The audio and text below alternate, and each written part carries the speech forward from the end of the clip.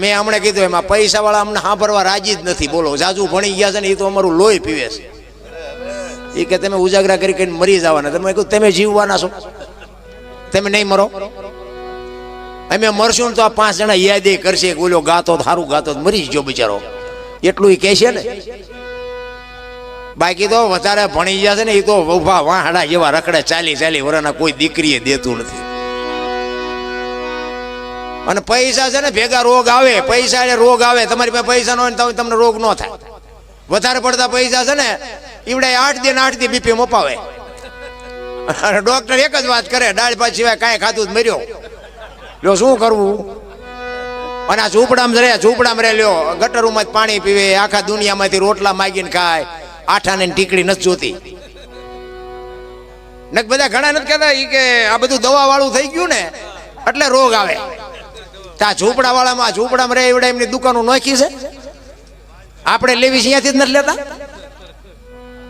તમે દવા વાળા થઈ ગયા છો, ઈવડે એ સાચા છે.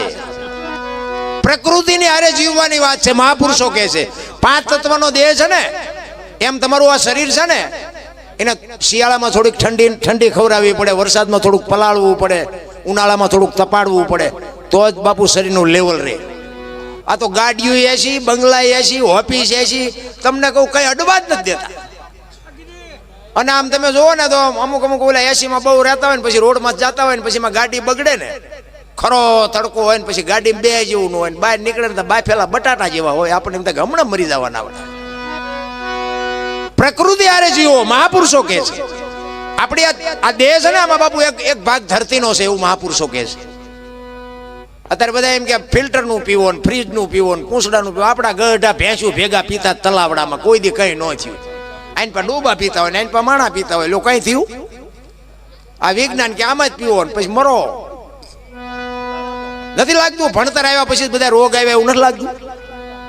આપણા ગઢા આવળ બાવળના દાંતણ કરતા હતા. જો આ બધું કોઠા હુજની વાત છે. અત્યારે કે કોલગેટ વાપરો, સિબાકા વાપરો થઈ જાય ગબિયું જેવા મોટા.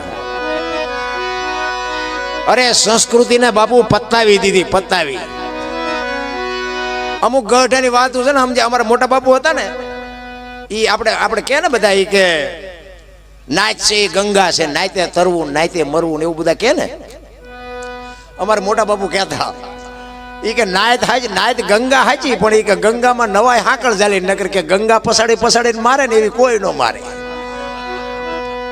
બહુ વિચારવા જેવી આ વિજ્ઞાન કોઈ સમજાવે. એ કે ગંગા હાચી વાત બધી બરોબર, પણ એમાં ધૂમકા ન મારે, નકર જે ગંગા મારે ને નાયત મારે એવી કોઈ ન મારે. આ ગઢાની ગઢા પાસે બાપુ હોય તો બેજો, અડધી કલાક બેજો બાપુ, તમને જીવનમાં કોક દીક ઉપયોગ આવશે ગઢાની વાત. બહુ બાપુ ગઢાનું જે નોલેજ હતું આ તો કોઈ સાંભળવા રાજી નથી. આજના ભણેલ છોકરા તમને ન ખબર પડે, તમને ન ખબર એમ જ કરતા હોય. બોલો એટલે આ નહોતી ખબર એટલે 100 વીઘા રાખી હતી, તું 10 વીઘાના ઉલાળિયા મીડિયો કરવા નથી ખબર. અરે મારા છોકરાને કોઈની ગુલામી ન કરવી પડે, મારા છોકરાને કોઈની મજૂરી, બાવળિયા ઉગાડ્યા પણ બાપુ જમીનું વેચી નહીં, ભૂખ્યા રહ્યા પણ ન વેચી. અને આ અમારે ત્યાં જમીન વેચીને ટ્રેક્ટર લાવે. મેં કહું હાંકશો ક્યાં ફળિયામાં? હા પછી લાવીને પસ્તાણા. એ કે વાય હાથીડા છે ને પૈસા ખૂટી રહ્યા, જમીન વહી જાય. મેં કહું આ 4 વ્હીલ ઘોડે લઈને ફરો. અરે કેટલાય ઊંધા રવાડે ચડી ગયા, બુદ્ધિના એવા ગાળિયા થયા છે કીધાની વાત જ નથી. એક ભાઈ આમ દિવાલમાં ઊંધી ખીલી ખોડતો તો, ઊંધી માથું દિવાલ કોઈ અણી કોઈ હથોડિયું મારતો હતો. એ કે બેસતી નથી હારી, કે કારખાના વાળામાં બુદ્ધિયું નથી કે ખીલ્યું ઊંધિયું કાઢ્યું. એનો ભાઈ અહીંયા જોઈ કે હું કે આ ખીલ્યું જો નહીં કે ઊંધિયું કાઢ્યું. એનો ભાઈ કે તારામાં બુદ્ધિ નથી. એ કે કેમ? એ કે આ દિવાલની ક્યાં છે? આ દિવાલની છે. આમ પકડીને લઈ જાય કે હા અણી તો આઈને પાસે, હું તો અહીંયા મતતો હતો. આખી જિંદગી દિવાલો ફેરવી પણ અહીંયા ખીલી ન ફેરવી નાખી. મારી ખીલી ફરે ફેરવો દિવાલો, ત્યાં સમાધાન થતું તો ન કરીએ. ક્યાં હું કઈક શું આ ગંગા સતીની વાણી કહે છે, હું મારું આ મનના કારણ છે બાપુ. 2 પતિ જાય તો કાંઈ છે જ નહીં. માણસ જન્મે ને 2-2.5 કિલોનો હોય, 60-80 100 વર્ષ જીવન મરી જાય, શમશાનમાં લઈને હળગાવી નાખો અને રાખ ભેગી કરો ને એટલે 2-2.5 કિલો થાય. વાતમાં કાંઈ છે નહીં બાપુ. કોઈ સારો દીકરો થઈ જાય, સારી માં થઈ જાય, સારી દીકરી થઈ જાય બાપુ, કાંઈ કરવાની જરૂર નથી. આ એક નાટકમાં બાપુ પાત્ર જેમ ભજવવા આવે ને એમ આપણે પાત્ર ભજવવા આવ્યા છે. ઉપર મારો બાપ બેઠો બેઠો બધી નોંધ કરે છે. કોણ કેવો દીકરો છે ને કોણ કેવી દીકરી છે ને કેવી માં છે ને કેવો ભાઈ છે. બાપુ એ બેઠો બેઠો બધી નોંધ કરે છે. 1.5 કલાકનું નાટક ભજવો ને એમાં એક સારું પાત્ર ભજવી જાવ ને સવારમાં બાપુ બજારમાં વાતો થાય કે ફલાણા ભાઈનો દીકરો રામલીલાનું નાટક હતું ને એમાં ભરત બન્યો તો ભાઈ ભાઈ ભરત હો. 3.5 કલાકના નાટકમાં 20 મિનિટના પાત્રના જો વખાણ થતા હોય તો તમને મને 60-80 વર્ષનો પલ્લો મળ્યો ભલામણા.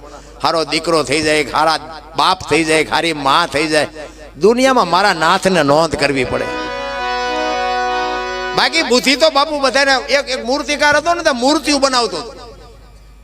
તે મૂર્તિ બનાવતો હતો એને કોકે કીધું કે તારા જેવી જ બનાવીને એટલે પછી એને વિચાર્યું કે આ મારા જેવી એક બનાવું. એના જેવડી મૂર્તિ બનાવી. પછી 1 ને 2 ને 5 ને 7 ને 10 ને 12 ને 15